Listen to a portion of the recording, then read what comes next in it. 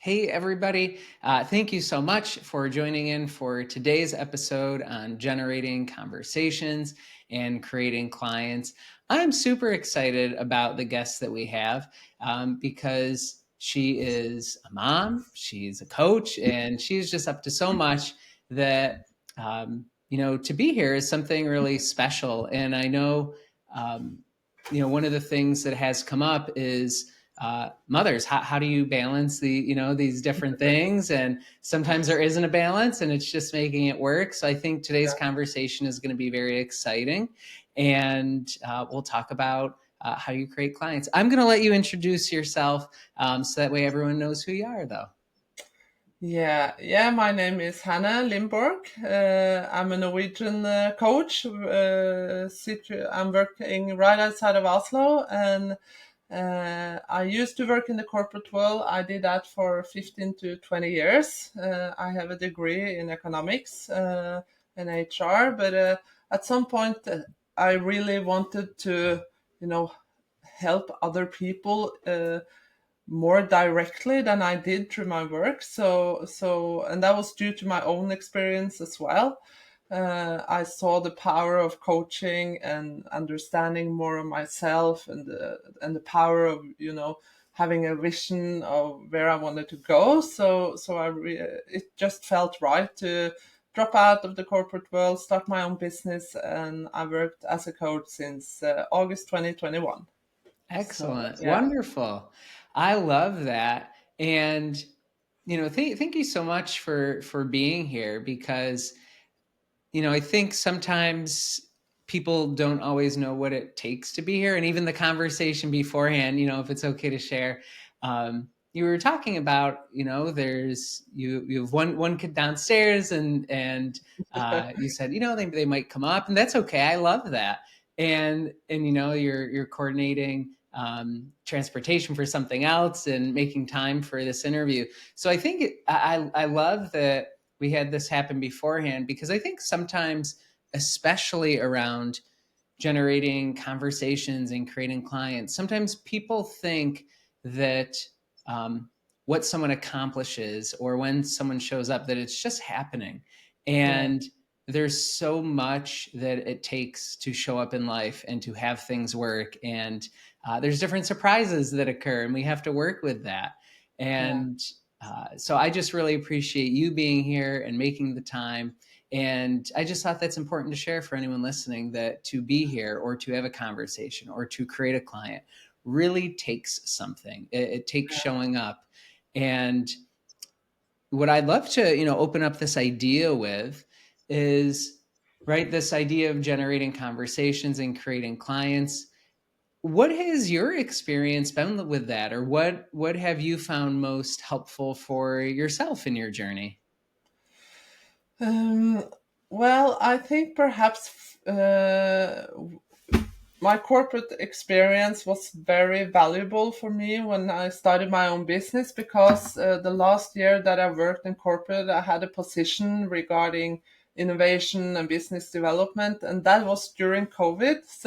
And we worked with a lot of courses and conferences. So I worked a lot with, being visible in media, in social media, on Google, how to work digital instead of physical. So I had a lot of experience from that, and I really love writing. So during my last year in corporate, I had already written some blogs and stuff, not published, but I had it in my own file.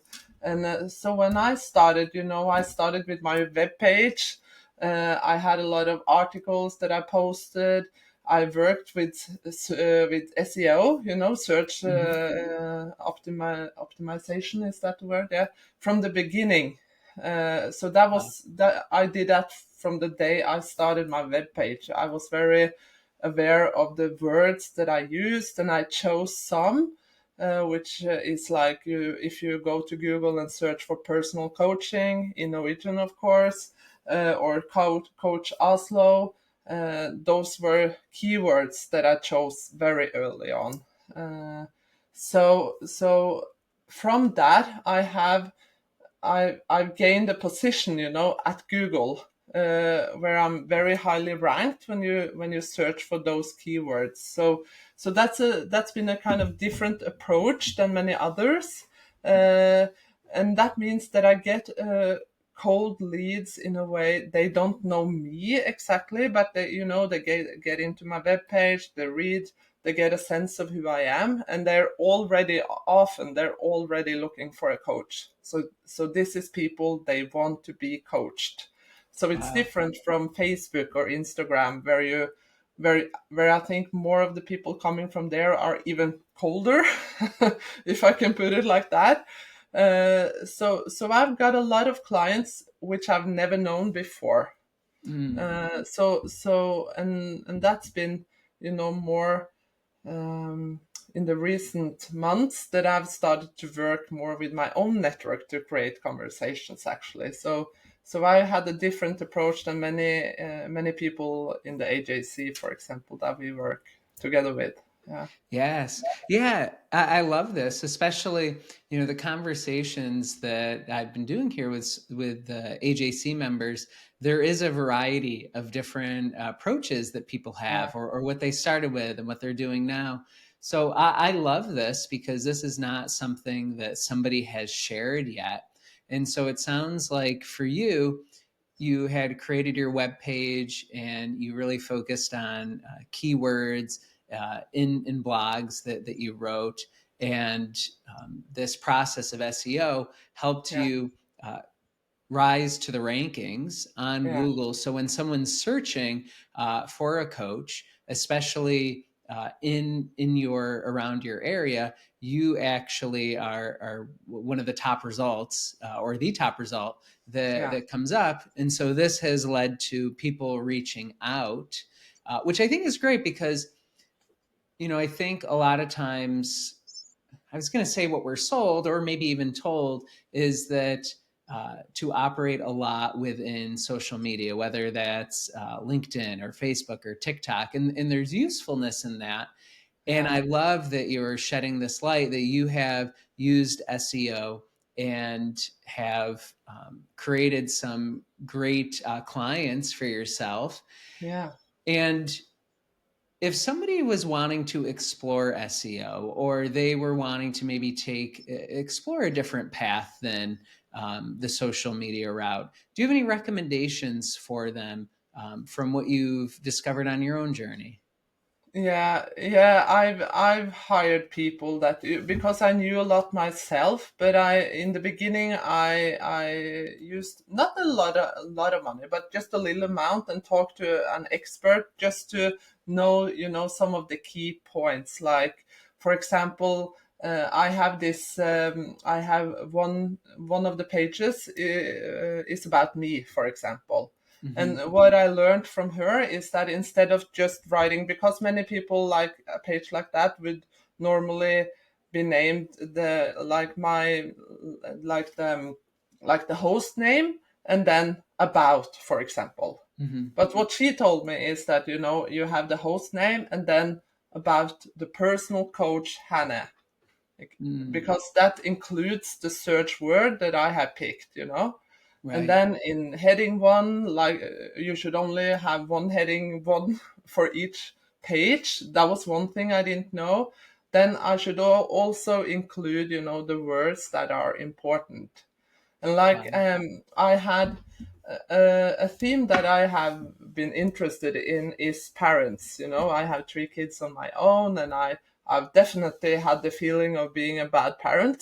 Hmm. So I had to, I wanted to give them something. And then I had the host name, and then I looked at Google, because if you Google, often Google gives you an idea of what people are searching for. It's this section where it Yeah. stands. Other people are searching for. So I saw, okay, other people are searching for, I feel like a bad parent. Hmm. So my blog was named, I feel like a bad parent. Wow. And then I created some links on other pages that I had, or other blogs that I had, and which were also named I feel like a bad parent. And then that got ranked at the top as well. So when Wow. people search for that now, my site is on the top. So Wow.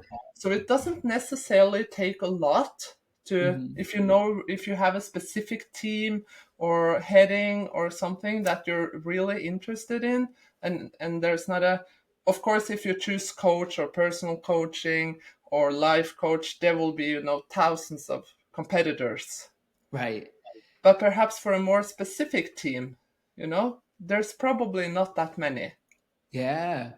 I think this is wonderful because um, it makes me think of when, if this idea, if you're wondering what to help somebody with, Yeah, to ask them, right? It's very similar of what are people already searching for, yeah, so yeah, that you know how to communicate and connect with them, and in this case, SEO. So it sounds like, one of the things that made a big difference for you is to connect or hire an expert, so that way they can show the proper way to do things, so you were yeah, able to run with that.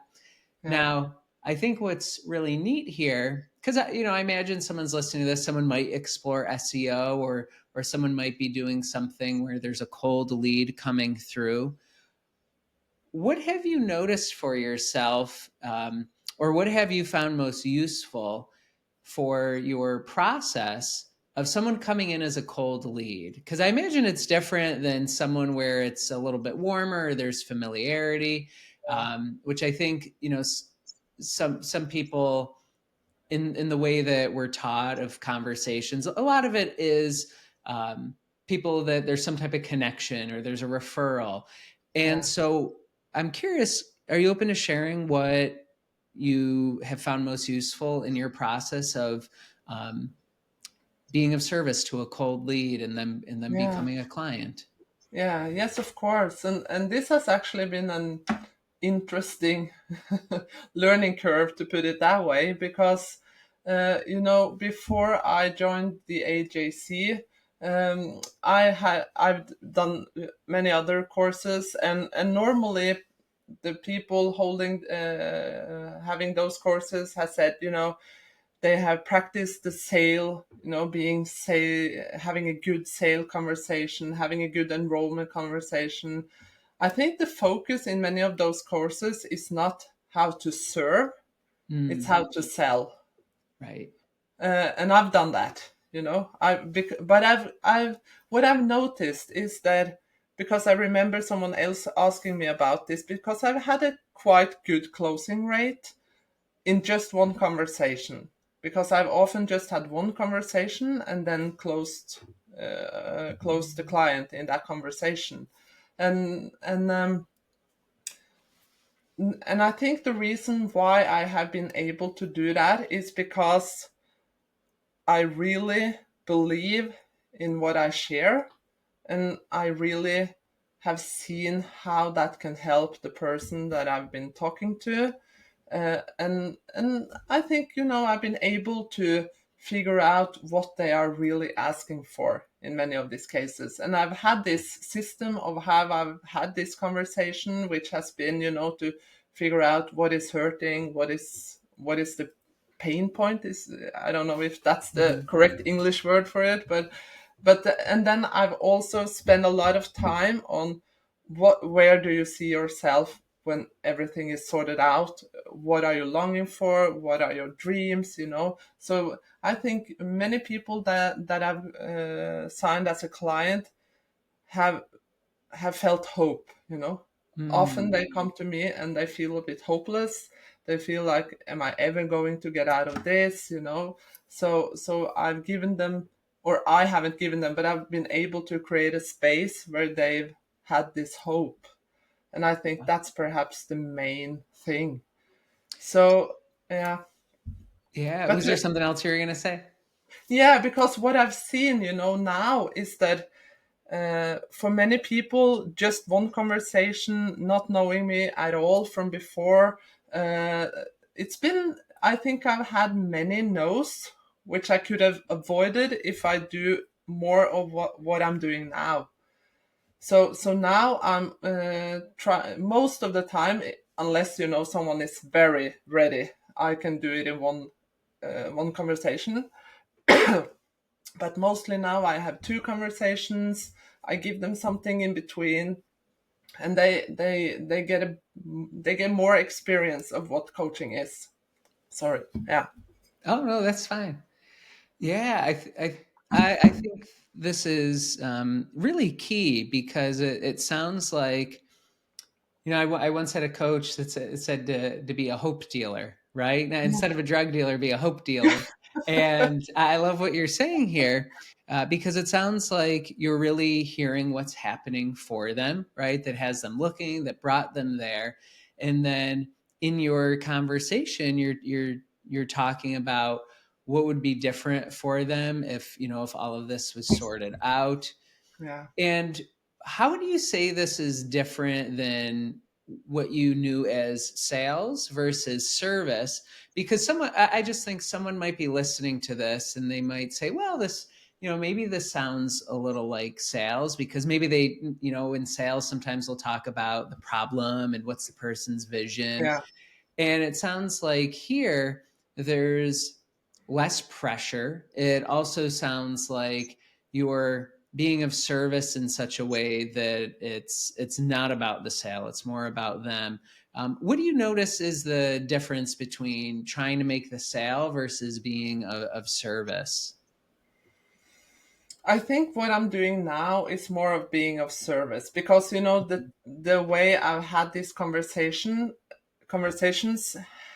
have been the sale technique in a way. Mm-hmm. But I think I've always, and I think many coaches and many helpers, have this. I've had this strong um, desire to help people, to serve. Mm. So I think, even though I've used the sales technique, my purpose has been to serve. Wow. Uh, so I think that is what has helped me sign those clients that I've signed up. Right. And so I think if I were to dial in a little bit more, what do you notice is different either in the conversation or for yourself, um, when you are, in your purpose, being of service, versus maybe the times when you were in the past when you were trying to make a sale? What do you notice is different either in your experience or their experience? It almost sounds a little bit like a bit of an energetic shift. Is that right? Yeah, yeah, it is, and I think it's we're humans, so Yeah, sometimes when I have a few new conversations coming in, I feel like I need a client. sure. That's a killer for getting a new client. So being, I think many.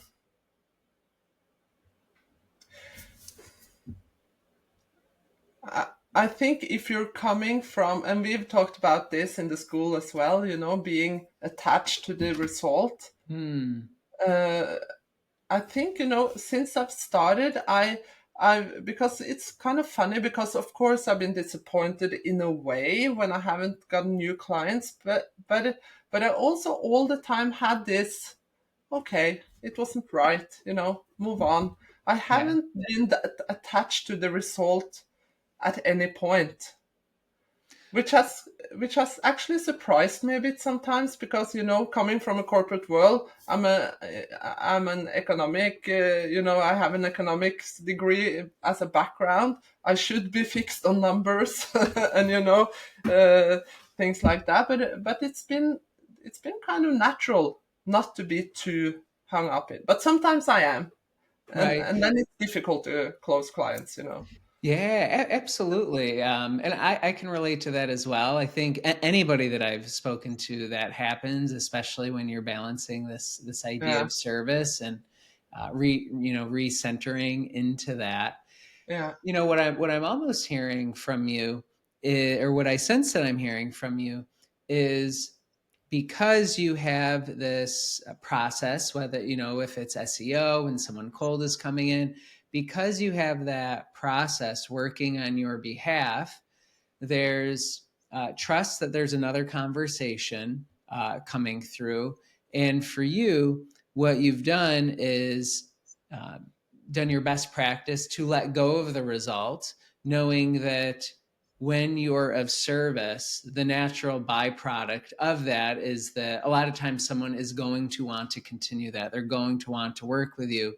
Yeah. Whereas if you're fixated on them becoming a client, it's almost as though they probably lean back, right? Yeah. Because they feel that. Um, so I love that, right? Because sometimes numbers are the byproduct, right? It's or the result. It's not the thing to focus on. Yeah.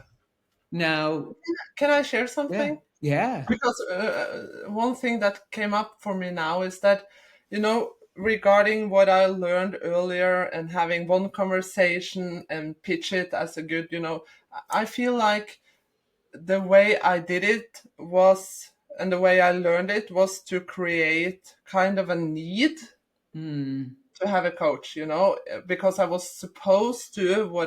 I actually remember I had a coach in one of these courses. She listened to my enrollment conversation, and she said, "You're giving too much. You're giving too much mm, in this conversation because you release some of the pain, and then they won't buy from you." And right, in a way, I think she was correct, because I only had one conversation, and I relieved some of the pain in a way, created some hope, and then they felt better. So mm, they didn't need me anymore. yeah, But what I'm doing now is that with another conversation, with sending them, something to work on in between, I think, and I don't remember, I think it's Ankush that said this somewhere. I feel like I'm more creating them wanting to have a coach, not right, needing to have a coach. mm-hmm, So that's the difference. And I think, when you create those clients that really want to have a coach, that's very different from when you're creating those who feel like they need one. right.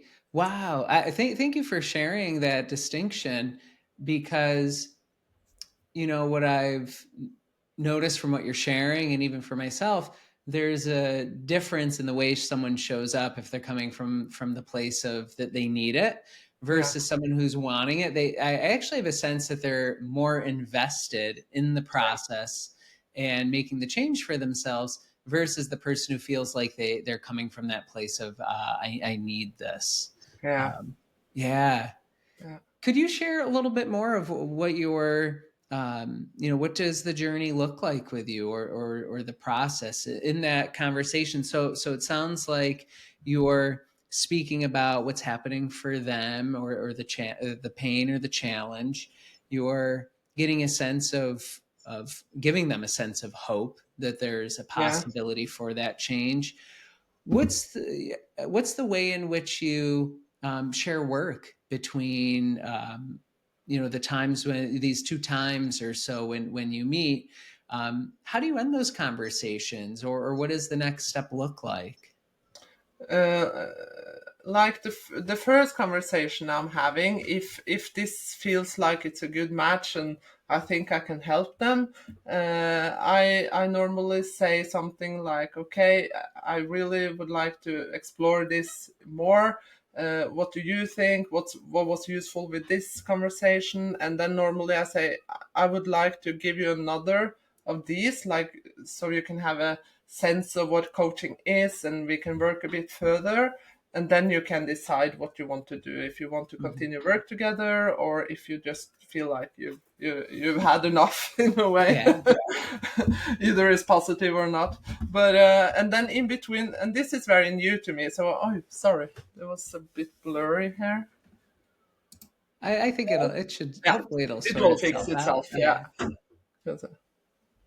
Yeah, whatever. And yeah, so and the gifting between, and sending them, something to listen to or watch, that's new to me. So I'm still, trying to figure out what the best way to do is. So I haven't, that much experience on that yet. But then, if the second conversation, if I can see that they've had good results with the two conversations, they often they have had some insights or something that has really helped them already.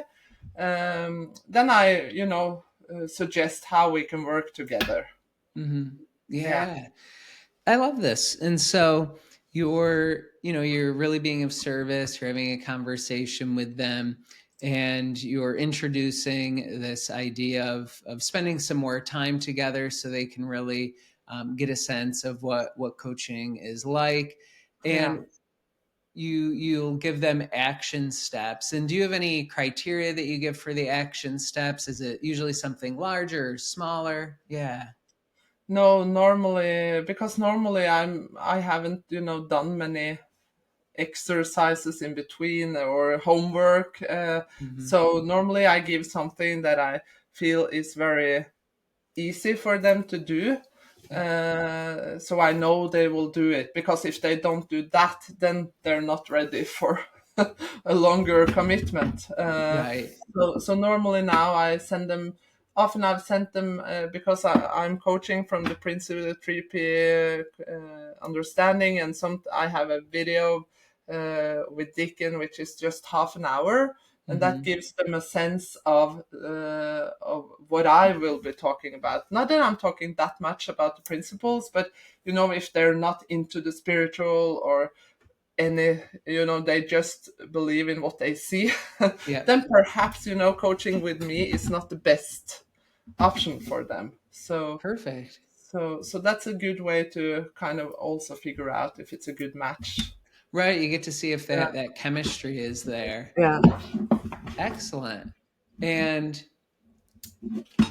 so in this second conversation, it sounds like you do some additional um, coaching together, and then is there a particular way that you introduce the idea of coaching, or you've already kind of prepared them for that? Is that right?